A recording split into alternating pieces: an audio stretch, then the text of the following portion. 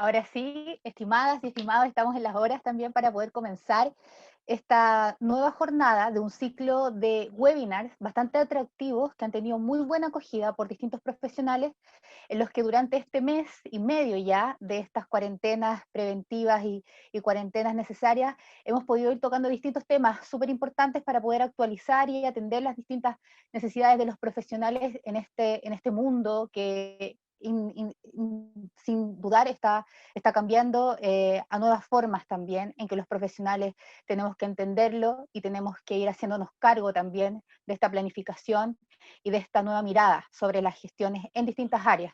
Y es por eso que hoy día queremos agradecer a cada una de las personas que están en esta actividad, que se dieron el tiempo para atender a este seminario online llamado Reflexiones sobre las migraciones y las fronteras en tiempos de coronavirus, que está organizado por la Dirección de Posgrados y Educación Continua de la Universidad Viña del Mar, en el marco del lanzamiento de nuestro Magíster en Migraciones, Derechos Humanos y Gestión Social, que se presenta como una forma de acercar a nuestros alumnos que ya están matriculados en el programa a despejar inquietudes en medio de esta crisis o de esta crítica situación social, resolver algunas dudas y por supuesto también a quienes les interesa la temática, que puedan encontrar también en esta charla un espacio de actualización frente a los cambios inevitables que esta emergencia sanitaria nos dejará y que con profesionales debemos y vamos a liderar, ¿sí?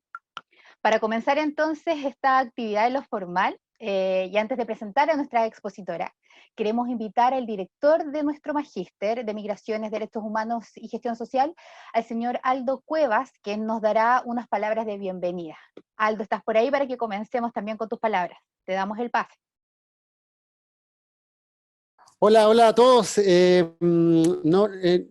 No puedo iniciar el video. Ahí sí. Hola, ¿qué tal?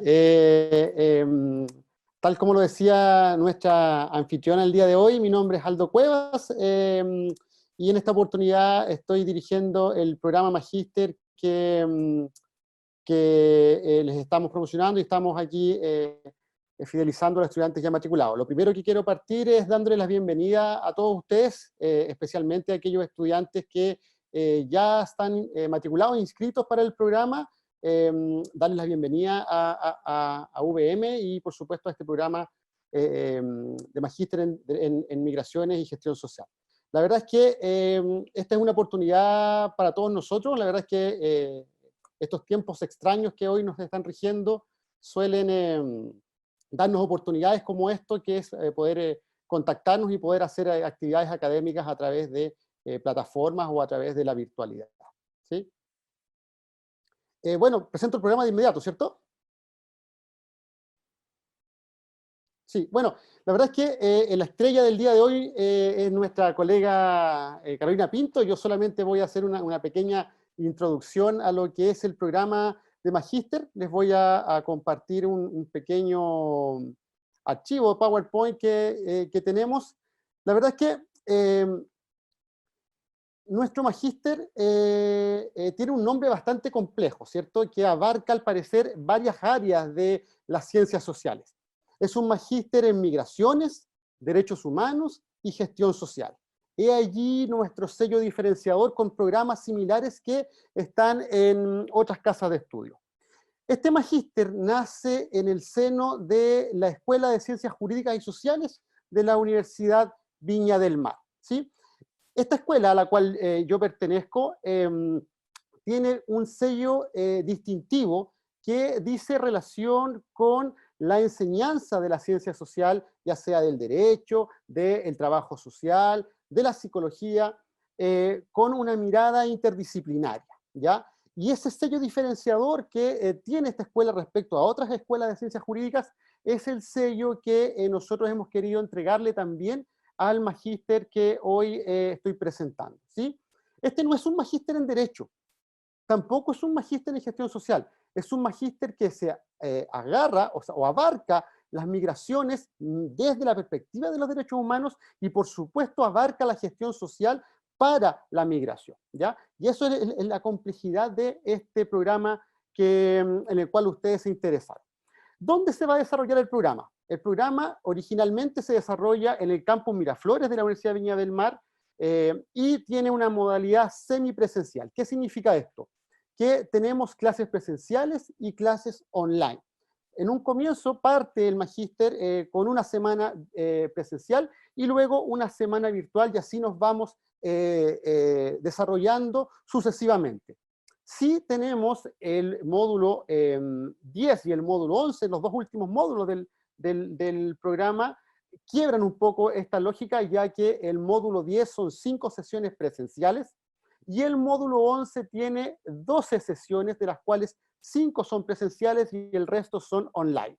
¿Por qué este cambio en la modalidad semipresencial? Porque en el módulo 10, que se les voy a mostrar a continuación, es de interdisciplinariedad y por lo tanto ahí ustedes requieren estar con sus profesores para desarrollar esta área del magíster, y el módulo 11 dice relación con la construcción del trabajo final, por lo tanto allí la virtualidad es mayor, pero todo el resto del programa es semipresencial, ¿ya?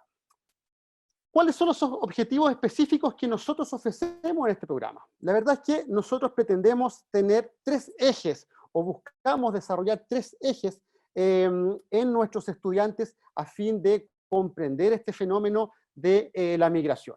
Un primer objetivo que nosotros buscamos al presentar el programa es promover la comprensión de la complejidad de estos procesos migratorios que se viven actualmente, pero con una perspectiva de derechos humanos e interculturalidad, ¿ya? Considerando siempre, aspectos diferenciadores que dicen relación con aspectos éticos y aspectos metodológicos, ¿sí? Un segundo objetivo que buscamos con el programa es contribuir al análisis de los desafíos de los procesos migratorios en nuestro país, ¿sí? Desde una mirada interdisciplinaria. Por eso es que ustedes en el programa van a encontrar que los profesores no obedecen solo a una profesión o solo a un área de las ciencias sociales, sino que vamos a encontrar que tenemos profesores abogados, profesores trabajadores sociales, psicólogos, sociólogos, ¿sí? ¿Por qué? Porque siempre va a estar esta mirada interdisciplinaria. Y además buscamos entregar herramientas que aporten al mejoramiento de los aspectos sociales relacionados con los procesos migratorios, con especial atención o especial énfasis en la inclusión social de las comunidades migrantes, ¿sí? Estos son los objetivos que el programa plantea. Estos son los objetivos que nosotros buscamos desarrollar en nuestros estudiantes que optaron por nuestro programa. ¿En qué nos diferencia? ¿Cómo nos diferenciamos de otros programas que tienen o que abarcan temáticas similares a las nuestras? Primero, una cuestión bastante atractiva, que es que nuestro programa ofrece diplomados, ¿sí? Una vez concluido el magíster. Normalmente los programas de magíster están ofreciendo diplomados como salidas alternativas, ¿sí? Bueno, nosotros creemos que es importante que esos diplomados que nosotros vamos a ofrecerles a ustedes estén puestos al final del programa. ¿Con qué fin? Con el fin de que ustedes se inscriban en una maestría y obtengan la maestría, ¿sí? No tengan estas salidas alternativas que en definitiva lo que hace es desincentivar el término del programa. Y es por eso que ustedes van a obtener, terminado este programa, el título de la maestría, más los diplomados referentes a los módulos que vamos a ver a continuación, ¿sí? Igualmente, los docentes del núcleo y los docentes también invitados son reconocidos por su sólida formación académica, ¿ya? Son profesores universitarios que están vinculados con la problemática del área, que están relacionados con el tema migratorio y que además han desarrollado toda su actividad científica en este aspecto. Solo un ejemplo, la profesora Carolina Pinto, que nos va a acompañar a continuación, es parte del núcleo y es una de las referentes de nuestra región en temas migratorios. Es un programa semipresencial. ¿Qué es lo que permite esto? Permite que todos ustedes puedan compatibilizar de la mejor manera posible lo académico, pero por supuesto también lo laboral y lo familiar, ¿sí? Los programas de posgrado como es este, se ofrece a personas que son profesionales. Y normalmente los profesionales están insertos ya en el ámbito laboral. Por lo tanto, tenemos que ser capaces nosotros de ofrecerles a los estudiantes un programa que les permita compatibilizar lo académico con lo laboral y con lo familiar. Y este programa lo hace.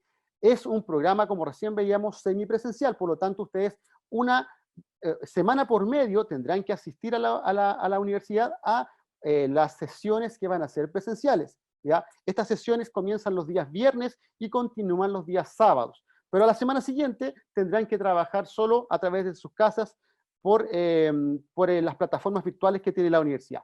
Con esto buscamos precisamente que el profesional que se interese en el programa pueda compatibilizar su vida laboral, familiar y académica.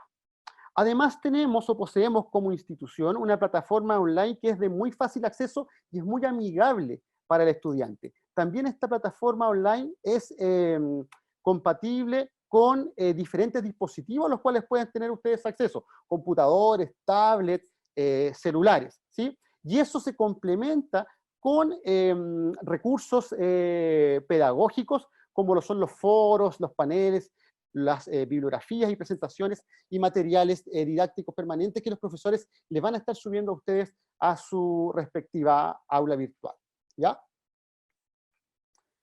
¿Cómo lo estructuramos? ¿Sí? ¿Cómo es el programa cómo es la estructura del programa? Nosotros dividimos el programa del magíster en distintos ciclos, ¿sí? Y estos a su vez van en estos módulos que les estoy presentando a continuación. Vamos a partir este programa en el mes de mayo, ¿sí? El 8 de mayo está programado el inicio del magíster. Por el problema que estamos teniendo con el tema sanitario de nuestro país, la verdad es que la primera clase del magíster era presencial. Bueno, estamos modificando la forma en que vamos a hacer valer este programa y lo vamos a mantener virtual mientras las condiciones sanitarias del país así lo requieran. Una vez concluya esto, volvemos a retomar el programa con su cronograma habitual de clases presenciales semana por medio. Partimos el 8, ¿sí? El 8 de mayo, con el primer módulo que dice relación con migraciones e interculturalidad, enfoques y teorías actuales, para continuar con los módulos sucesivos que ustedes están viendo ahora en su pantalla, ¿sí? Este primer ciclo, que tiene estos 5 módulos, dice relación con la migración, derechos humanos y la interculturalidad, ¿sí? Y es por eso que ustedes pueden ver, no se los voy a leer porque lo están viendo ustedes, las temáticas de cada uno de los módulos, ¿sí? Para continuar con un segundo ciclo, que dice ya relación con la gestión social para la inclusión de los inmigrantes, ¿ya? Y ahí tenemos el módulo 6, módulo 7, módulo 8 y módulo 9, que dice relación con la gestión social que se requiere para lograr que el fenómeno de la migración logre la inclusión necesaria en nuestro país, ¿sí? Y ustedes se pueden fijar que los distintos módulos dicen relación casi exclusivamente con la gestión social que se requiere para este fenómeno. Y para concluir con un tercer ciclo, que es un ciclo integrador de todo lo aprendido en el primero y en el segundo, y luego tenemos en el módulo 11 el proyecto de grado. En el módulo 10, que es el taller integrador, aquí está la característica interdisciplinaria del programa, donde ustedes tendrán que asistir a clases y serán asistidos además por sus profesores de distintas áreas a fin de lograr entregarles esta integración y entregarles este enfoque interdisciplinario que el programa les ofrece, ¿sí? Acá les tengo la estructura un poco más ordenada del programa, donde pueden ver ustedes los 3 ciclos del mismo y los módulos que yo les acabo de indicar. En azul aparece lo que me imagino a ustedes les puede llamar la atención un poco más, que son los diplomados que ustedes tendrán acceso una vez que concluyan el programa. El primer diplomado es un diplomado en migraciones, derechos humanos e interculturalidad, y luego un diplomado en gestión social para la inclusión de inmigrantes. O sea, ustedes al terminar su maestría tendrán el grado académico de máster y también se les adicionará los diplomados respecto a cada uno de los ciclos. Como les decía hace un momento, la verdad es que nos diferenciamos por tener un cuerpo docente bastante completo, bastante complejo en cuanto a la investigación que han desarrollado en el tema de las migraciones. Acá están solo los profesores que integran el núcleo académico de nuestro programa. Tenemos a la profesora Pilar Álvarez, que ya es trabajadora social, además es la jefa de carrera de la carrera de Trabajo Social en la Universidad Viña del Mar. Tenemos a la profesora Cristina Garré, que les hará el módulo 5, ¿sí? Ella es psicóloga y magíster en psicología clínica y también tiene una vasta experiencia en estos temas. La profesora Luz María Geria, que también es psicóloga de la Universidad Católica de Valparaíso y además es magíster en psicología social de la Universidad de Valparaíso. También tenemos al profesor Carl Miller, que él es abogado, es doctor en Derecho, y además el profesor Carl Miller es uno de los creadores de este programa, así que a él van a tener mucho contacto con él porque está muy interesado en que el programa resulte lo mejor posible, ¿sí? Y por supuesto, nuestra querida profesora Carolina Pinto, que se va a presentar a continuación cuando nos dé su charla, y el profesor Iván Beril, que es sociólogo de la Universidad Arturo Prat de Iquique y además es doctor en sociología en la Universidad de Leiden de Holanda. Ellos integran el núcleo del programa y son los profesores que originaron este magíster y que lo idearon y lo crearon, ¿sí? La verdad es que vuelvo a darles la bienvenida, vuelvo a darles las gracias por la atención que han tenido con nosotros. Después de la charla de la profesora Carolina Pinto, me voy a quedar junto con otros profesores unos segundos conectados por si tienen consultas respecto al programa mismo, ¿sí? Así que ahora los dejo con lo realmente importante. Muchas gracias, Aldo. Bueno, Aldo, además de las coordinadoras del programa, y él como director siempre está atento también a poder resolver algunas dudas que puedan surgir a continuación también de esta presentación y de la jornada completa.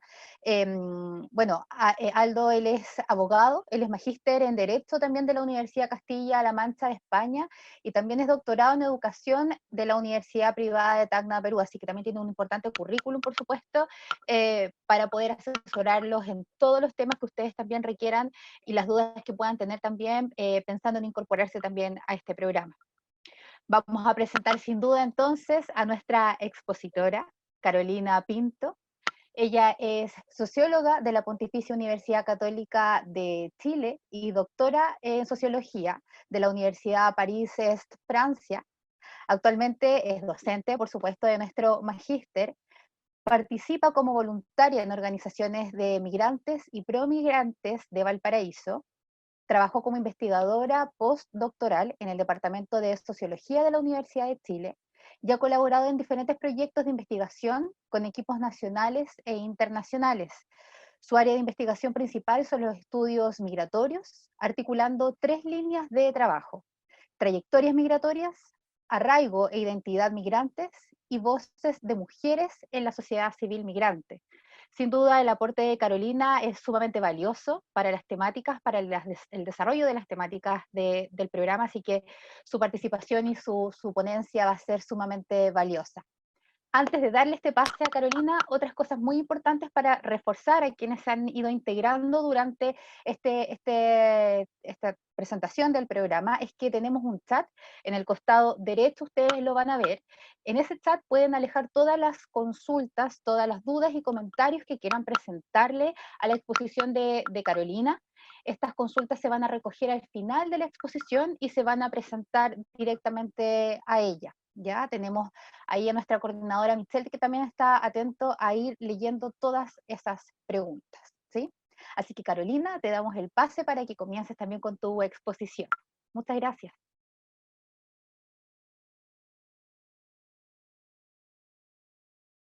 Hola, ahora sí.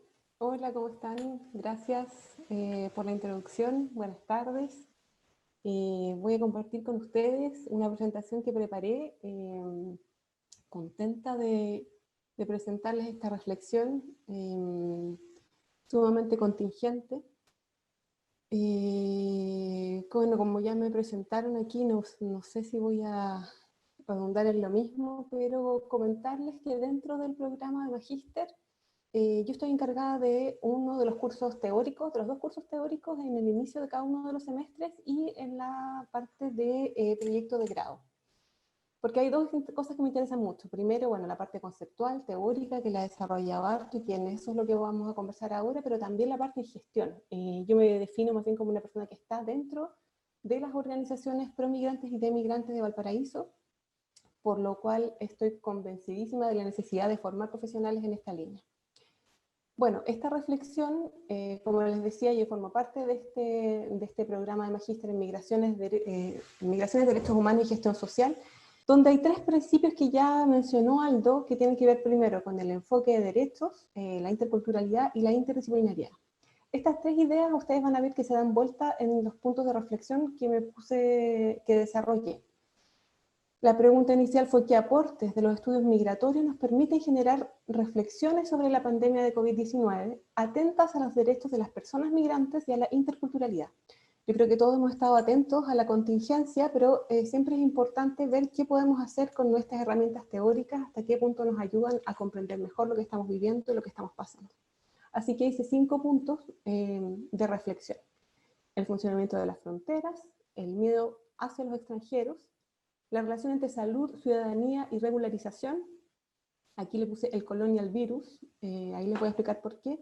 Y después el último punto que tiene que ver con una pequeña revisión de la situación de migrantes en Chile, de lo que hemos visto que ha sido relevado desde sus propias organizaciones y de qué es lo que nos están diciendo, que estemos atentos a lo que ellos mismos nos dicen y a lo que también las estadísticas nos puedan ir diciendo. En cuanto al funcionamiento de las fronteras, si nos ubicamos en las teorías de las migraciones y de la globalización en general, yo creo que esta pandemia nos ha dado una gran lección en el sentido de que los estados están cada vez más fuertes. Ellos, digamos que han podido demostrar que siguen siendo agentes muy importantes en la vida social y en las vidas políticas, y finalmente las fronteras han funcionado. Muchos se decía en algún punto, por ejemplo, que la globalización, que ciertos acuerdos de libre circulación, ponían un poco en jaque el poder del Estado. Lo que ahora estamos viendo es que realmente los Estados sí funcionan, que tienen un poder, pero al mismo tiempo hay una gran desigualdad económica y geopolítica entre los distintos Estados y los países. Entonces vemos que sí, efectivamente, ahora están todas las fronteras cerradas, pero los Estados tienen capacidades de agencia distintas. Por ejemplo, las personas que quedaron hoy en día varadas en distintas situaciones mientras se cerraron las fronteras, dependiendo de qué estado venían, han tenido diferentes situaciones. Han habido algunos, por ejemplo, países que han sido sumamente rápidos en repatriar a sus ciudadanos, y otros, por el contrario, los han dejado en situaciones de gran incertidumbre durante tiempos sumamente largos. Aquí, por ejemplo, puse una noticia en esta foto sobre una de regreso que implementó Brasil respecto de los ciudadanos brasileños que estaban viviendo en China y que realmente los repatriaron hace muy poco. Por otro lado, la idea de frontera, que ha sido sumamente trabajada en los estudios migratorios, hoy en día, si bien las fronteras siempre han existido, lo que estamos viendo, más allá de la pandemia actual, es dos características fundamentales. Esto estamos hablando, por ejemplo, de estudios más recientes y pensando en las grandes fronteras donde se producen más muertes y se producen una intensidad que antes no se producía quizás. Estoy pensando en Europa, estoy pensando en Estados Unidos. Por un lado, hay una porosidad muy fuerte de las fronteras en términos de clase. Ahí van a haber distinciones entre extranjeros y entre migrantes. Algunas personas pueden viajar, algunas personas son móviles, algunos por ciertas características, por sus recursos económicos, por el capital cultural que tienen, pueden entrar y salir de forma bastante fluida. En cambio, otros van a estar en una situación degradada, van a estar en situaciones complejas, incluso pueden perder la vida tratando de cruzar una frontera. La otra, ahí escucho un ruido. La otra característica tiene que ver que hoy en día las fronteras se han transformado en escenarios de necropolítica. Los gobiernos no estiman cada vez, digamos, que ciertas recomendaciones internacionales sobre los derechos humanos y sobre cómo trabajar con la inmigración irregular o con la vulneración de las fronteras están siendo cada vez menos escuchadas por ciertos estados, y eso se está legitimando en ciertos tipos de gobiernos. Y al mismo tiempo, desde la otra frontera, esto estoy hablando de un libro en particular sobre fronteras de Medraza y Nelson en 2017, al mismo tiempo los migrantes, por las situaciones que están viviendo en sus propios países, son capaces de ir cada vez más allá y de desafiar estos órdenes y estos sistemas de control cada vez más específicos. Ahora, poniendo esto en este contexto ahora actual, no nos olvidemos que son los Estados-nación los llamados a garantizar los derechos de las personas migrantes. Entonces no hay que responsabilizar ni a los grupos migrantes, ni a sus razones, ni por qué se tienen que desplazar, sino que cada uno de los estados tiene que no solamente velar por los ciudadanos que tienen su nacionalidad, sino que también que están pasando, ciudadanos en tránsito. Ahora lo que realmente pudimos ver es que, por ejemplo, en el norte, las dificultades que tienen los estados para ver quién se hace cargo finalmente de las personas que están en una frontera o que están en una situación ambigua, que fue lo que pasó, por ejemplo, en la frontera entre Chile y Bolivia. Hace solamente un par de días, el gobierno chileno llegó a un acuerdo con el gobierno boliviano, donde finalmente los ciudadanos bolivianos que estaban deseando volver a su país, por las razones que fueran, y que tienen todo su derecho a hacerlo, pero en esta pandemia se vieron obligados a hacer una cuarentena de 14 días, de las cuales 7 días fueron hechos en Chile y 7 días van a ser hechos en territorio boliviano, en campamentos. Esto se parece mucho a la situación que están viviendo normalmente la cantidad de refugiados que, por ejemplo, están saliendo de distintos países en situaciones de guerra y que viven en campamentos. Imagínense esta situación de vivir en campamentos en un contexto de pandemia, donde no hay un fácil acceso ni a mascarillas, ni a agua, ni un montón de cosas que ahora resulta que necesitamos, y en un campamento es absolutamente difícil de tener. Eso para pensar sobre las fronteras. Entonces, que las fronteras son territorios hostiles de necropolítica y que ahora en la pandemia se han vuelto aún más. Y a quién pertenecen estas fronteras son los estados los responsables. Otra parte interesante que yo creo que nos llama a la reflexión tiene que ver con el miedo a los extranjeros. Las ciencias sociales, hablemos de la antropología, la sociología, la psicología, nos explican que el miedo a lo diferente, cristalizado en el miedo a los extranjeros, pero pueden ser también extranjeros internos, todo lo desconocido, los que no son de nuestra comunidad, tiene una función social muy importante para la formación de cualquier grupo o incluso de una nación. Permite robustecer la legitimidad, como digamos, el carisma, el mito interno de quiénes somos, definir un mismo grupo, ayuda a sentirse, identificar a un otro, ayuda al sentimiento de pertenencia, a la cohesión de un mismo grupo. En este contexto, vemos como ciertos gobiernos de inclinación nacionalista están utilizando el temor, los sentimientos de temor que tienen sus poblaciones, sobre todo aquellas que están más expuestas y fragilizadas por la pandemia, que son justamente aquellos que viven en condiciones económicas difíciles y que han visto sus situaciones, por ejemplo, de ingresos aún tocadas por despidos o por situaciones, por todo lo que estamos viviendo. El miedo es una fuerza muy poderosa que finalmente tiende a ser utilizada por los gobiernos o desde un punto de vista político para justificar una serie de acciones. Entonces, por ejemplo, un ejemplo aquí que recién estábamos viendo, hace un día lo puse aquí, el presidente Trump dio curso a una serie de decretos que ya había anunciado anteriormente de cómo iba a congelar la inmigración en Estados Unidos.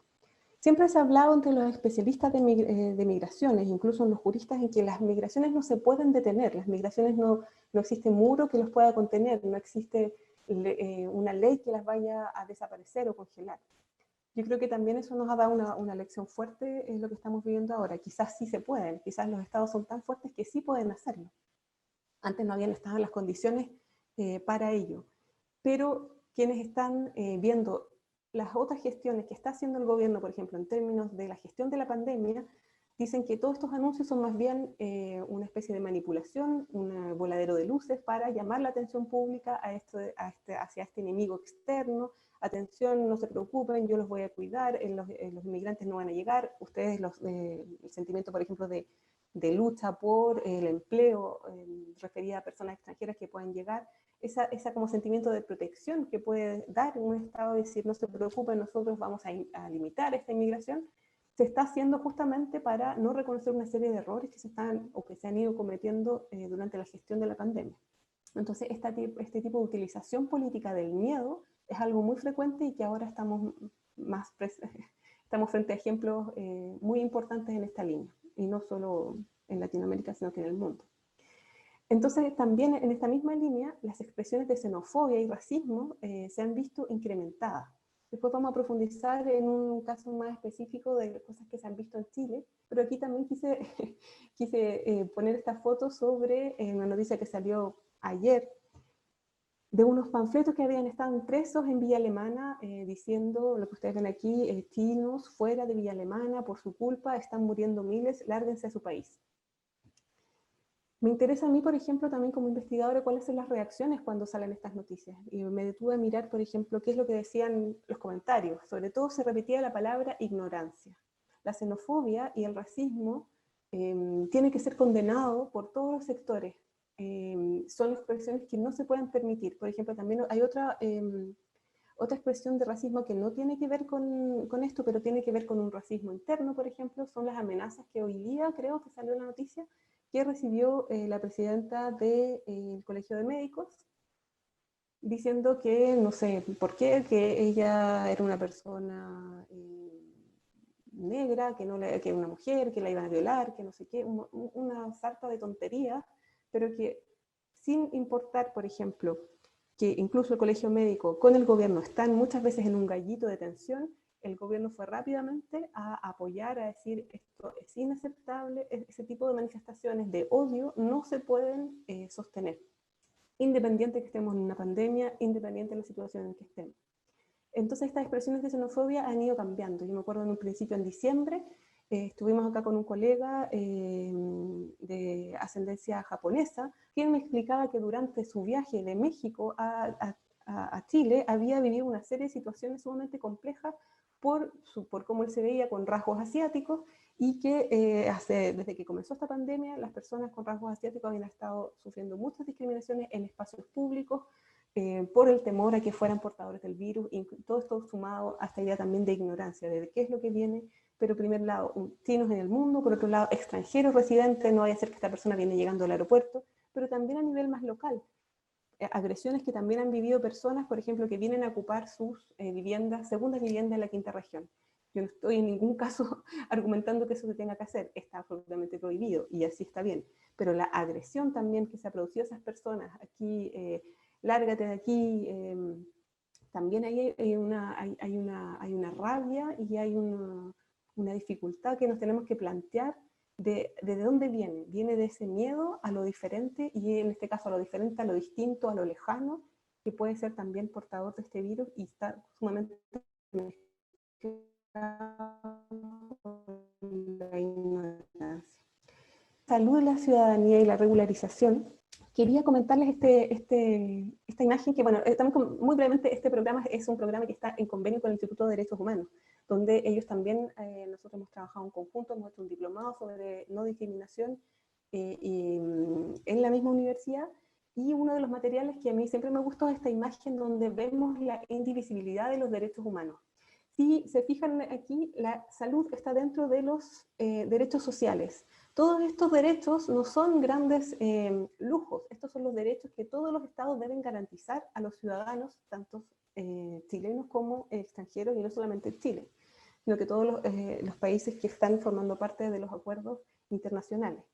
Ahora, sin embargo, las responsabilidades de los estados están obligados a responder solo hasta el límite de sus recursos disponibles. Entonces, en la mayoría de las veces los derechos sociales están restringidos para los chilenos, por ejemplo, el acceso a salud, el acceso a FONASA, hay una serie de condiciones que se tienen que cumplir para llegar a ese acceso. Para las personas migrantes es lo mismo, también están en una graduación de este derecho, que claramente debería garantizarse completamente, pero dado que los recursos son limitados, se produce como una gradualidad en el cumplimiento de los derechos. Ese tema de la gradualidad ha sido sumamente estudiado en distintas partes del mundo, porque, por ejemplo, hay derechos que son, volviendo acá atrás, por ejemplo, los derechos políticos, por ejemplo, derecho a votar, derecho a ser, por ejemplo, elegido políticamente, es uno de los derechos que más lento se les otorga a las personas migrantes. En cambio, los derechos sociales, de acuerdo al tipo de país, o las condiciones más bien a los recursos que tenga el país, pueden ser proveídos de una forma relativamente rápida a los ciudadanos extranjeros. Sin duda, la base para llegar a la garantía de los derechos es un proceso de regularización mínima de la situación jurídica de las personas que no son nacionales en cada país. Entonces, esto hoy en día, ¿en qué se ha traducido? En fuertes presiones hacia todos los gobiernos para instalar procesos de regularización express.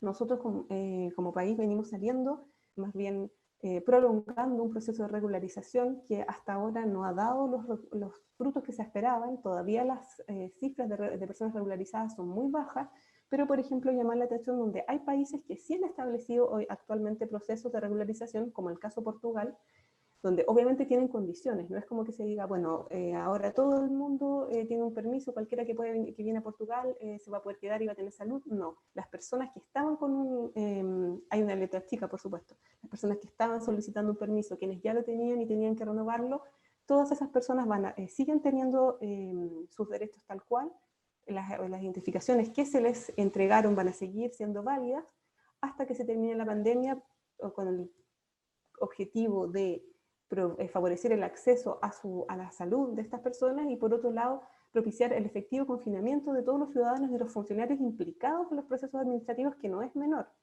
porque son servicios que deben estar descentralizados en cada uno de los países. Chile es un país bastante centralizado y de hecho nosotros lo vivimos como una cosa muy pesada, incluso aquí de la quinta región muchas veces los trámites tienen que irse a hacer a Santiago, pero imagínense cómo sería cuando uno vive no sé, a 1000 kilómetros de la capital. Aquí que estamos a 100 kilómetros se siente muy fuerte también.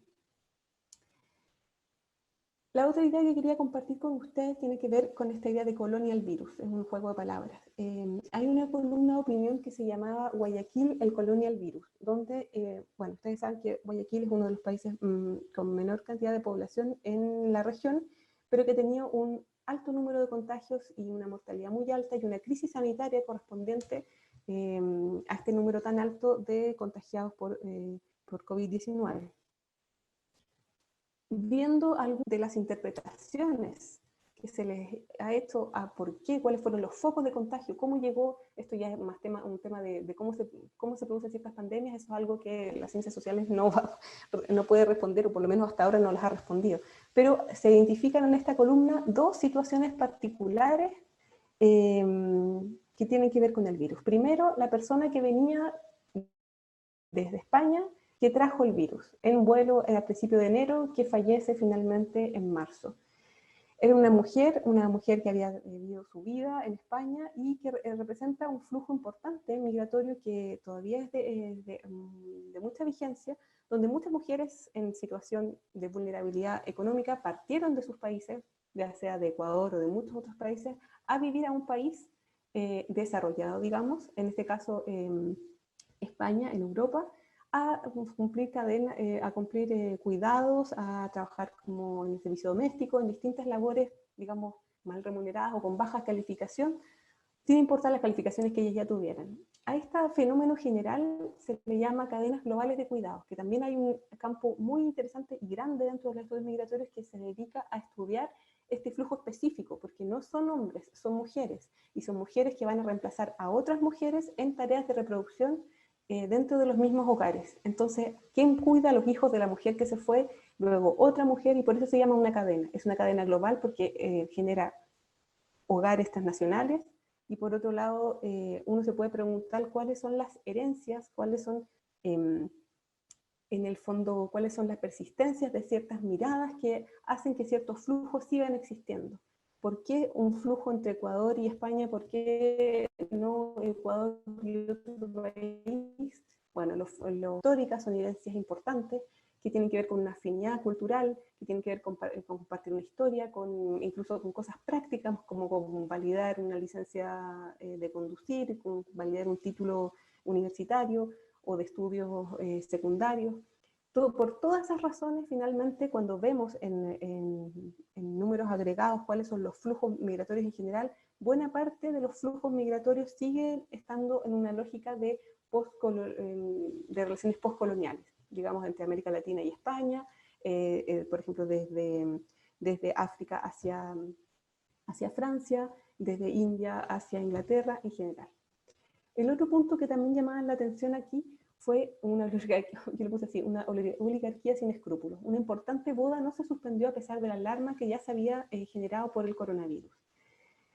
Se hace una reflexión en esta columna sobre cómo ciertas reglas no operan para ciertos grupos. Este clasismo terminó finalmente dañando particularmente a las empleadas, a los servicios que atendieron esta boda, no necesariamente a los invitados. Estas empleadas invisibles, a sus familias que disponen finalmente de un peor acceso a la salud y que finalmente vieron, sufrieron sufrieron en peor manera los efectos del virus. Aquí comentarles que dentro del programa, dentro del curso, uno de los temas que vamos a abordar tiene que ver con estas teorías decoloniales que denuncian la persistencia de formas de pensamiento eurocéntricas en América Latina, que no tienen que ver con el colonialismo en sí, sino que son formas de pensar que permiten explicar la especificidad de lógicas sexistas y racistas que todavía persisten en nuestro continente y en las formas en que nos relacionamos. Estas perspectivas contribuyen a entender mejor, por ejemplo, experiencias de mujeres migrantes frecuentemente racializadas y discriminadas en el mercado de trabajo en Chile. Por ejemplo, hay estudios sobre mujeres que están confinadas al mercado de la prostitución porque no pueden acceder a otro tipo de trabajo. Aquí esta clave de pensamiento es también interesante como para darle una profundidad más teórica a este tema. Por último, quería reflexionar sobre la situación de los migrantes en Chile durante la pandemia.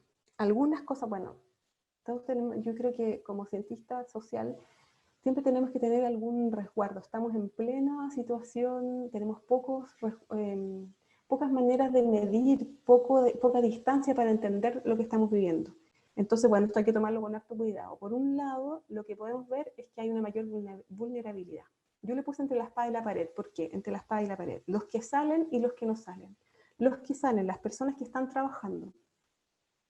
Se llama la atención, por ejemplo, toda esa serie de servicios que están repartiendo cosas. ¿Quiénes son las personas que están trabajando en Pedidos Ya, en Rappi, en los supermercados? Muchas veces las personas migrantes están en ese tipo de trabajo y que ahora se han vuelto mucho más atractivos por sus remuneraciones, pero estableciendo relaciones laborales sumamente precarias, sumamente vulnerables, y que si bien les dan un ingreso, por un lado es una relación laboral inestable, sin ninguna protección, y más aún en este contexto de pandemia. Por otro lado, las personas, si vemos las estadísticas, por ejemplo, las personas migrantes en Chile están muchas veces concentradas en economías de servicios, en empresas, en restaurantes, donde finalmente muchas se han visto cerradas, entonces también yo creo que van a ser afectadas en mayor medida que los nacionales por despidos y por una serie de congelamientos que también estamos viviendo. Entonces sus ingresos sin duda van a bajar y la vulnerabilidad que ya tenían se va a acelerar o incrementar.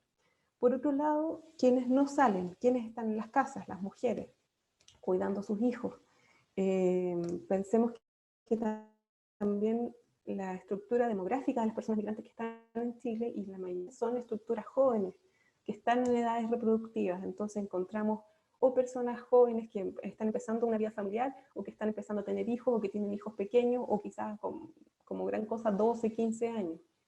Ese es el tipo ese es el perfil demográfico. Entonces, estos hogares, por ejemplo, los que estén viviendo situaciones de violencia intrafamiliar, y ya sabemos que es sumamente grave para toda la población mundial que hoy en día está confinada, mucho más grave sucede en unas personas que son migrantes porque tienen menos redes afectivas a quienes pueden acudir. ¿A quién los van a acoger? ¿A dónde vas a huir si no tienes a tu familia, a tus amistades en la misma ciudad donde estás viviendo?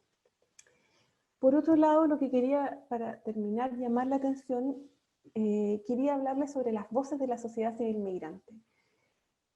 Desde el punto de vista de la gestión social, abordar un enfoque de derechos tiene que ver, entre otras cosas, con tratar de abandonar una mirada asistencialista hacia las poblaciones migrantes.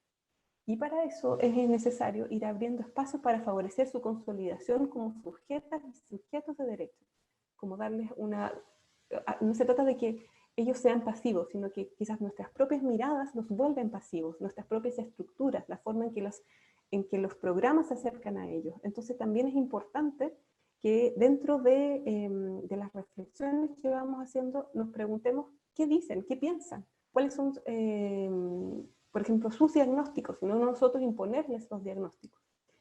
Entonces, bueno, me puse, hice una pequeña revisión de cosas de organizaciones de migrantes y promigrantes que están activos en estos momentos, y repertorié rápidamente algunas acciones que se están haciendo. Por ejemplo, repudio y organización de distintas organizaciones frente a expresiones de racismo. Antes de ayer se firmó una carta de agrupaciones de migrantes, ONGs y académicos, acusando al gobierno de ciertos dichos que se estaban diciendo, donde se criminalizan y se hace una relación evidente entre migrantes o entre migración irregular y portadores del virus.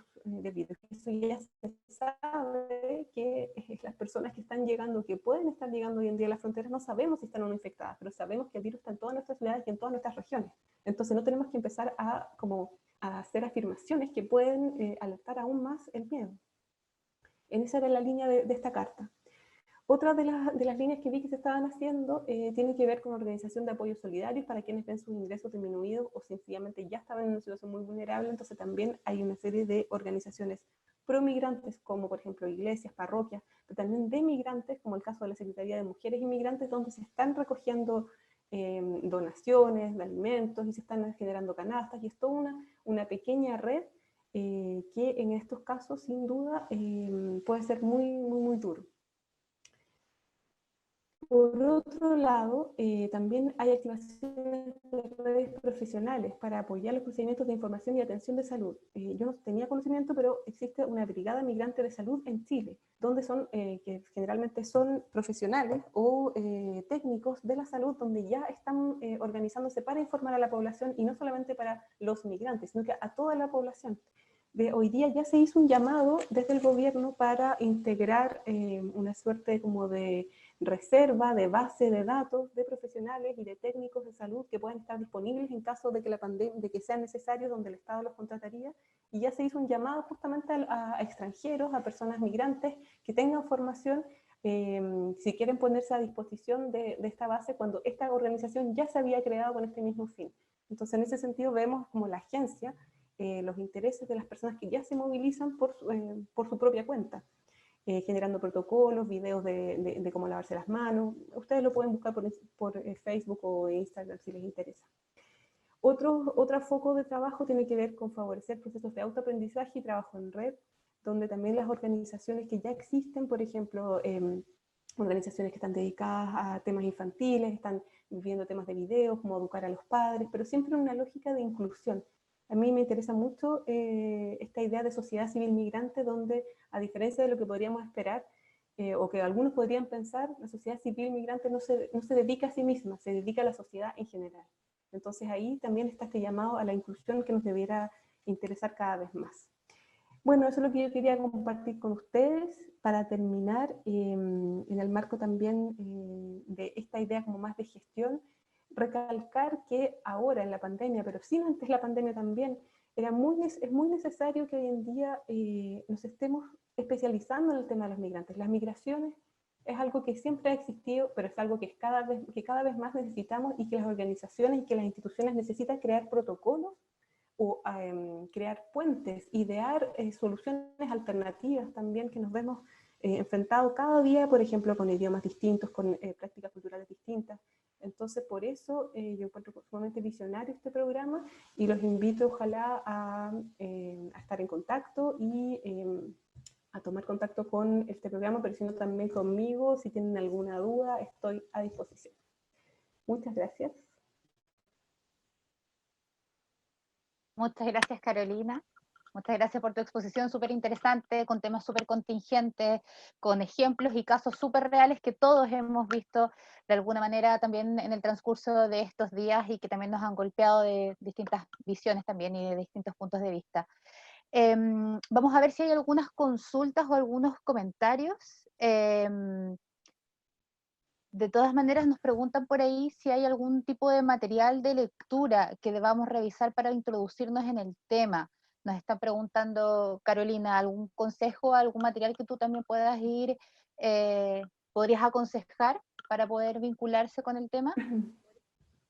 Sí, claro. Yo en esta misma presentación, bueno, que todavía la estoy compartiendo, puse una bibliografía de referencia, que es la que utilicé, pero también puse alguna serie de columnas como para entender un poco más algunos casos, los ejemplos que estaba trabajando, pero sí como desde el punto de vista más teórico, sin duda tengo una bibliografía súper larga e interesante que podemos compartir en este espacio más adelante o por correo. El tema, por ejemplo, de este libro de las fronteras es una buena iniciativa. Hay libros sobre, por ejemplo, sobre experiencias de mujeres migrantes en Chile, también súper interesante. Es cuestión de buscar, pero si quieren orientación, yo encantada les doy la bibliografía. Perfecto, gracias Carolina. También hay una consulta para Aldo. Carla Morales nos pregunta si el curso, o más bien el programa del Magíster, incluye la normativa legal migratoria chilena y del proceso de inmigración, obtención y renovación de visas, acciones constitucionales, entre otros. Aldo, si puedes contestar un poquitito. Sí, Carla, la verdad es que la respuesta a tu pregunta es sí, pero con alguna explicación. La verdad es que tenemos que tener claro que este magíster no es un magíster en derecho migratorio, ¿sí? Por lo tanto, un estudio acabado de la normativa jurídica que regula al inmigrante y al fenómeno inmigrante, la verdad es que sí se ve en los distintos módulos, pero desde un enfoque no solo que te permite o que te lo muestre el derecho, ¿ya? Porque no es un magíster en derecho migratorio, sino que es un magíster en un fenómeno social como es la migración. Pero sin duda que toda la normativa legal vigente es tomada por los profesores, es analizada y es entregada, ¿sí? Pero, te lo repito, no desde un punto de vista netamente legal, sino que lo van a entregar desde un punto de vista como un fenómeno más complejo que simplemente el legal. Perfecto. Gracias, Aldo. Mira, al parecer estoy viendo el chat y estamos atentos acá. No hay más preguntas. Ya, de todas maneras, muchas veces pasa que tenemos que procesar un poquitito la información y después pueden salir muchas más inquietudes respecto al tema contingente que tocó Carolina, algunas temáticas del programa como tal.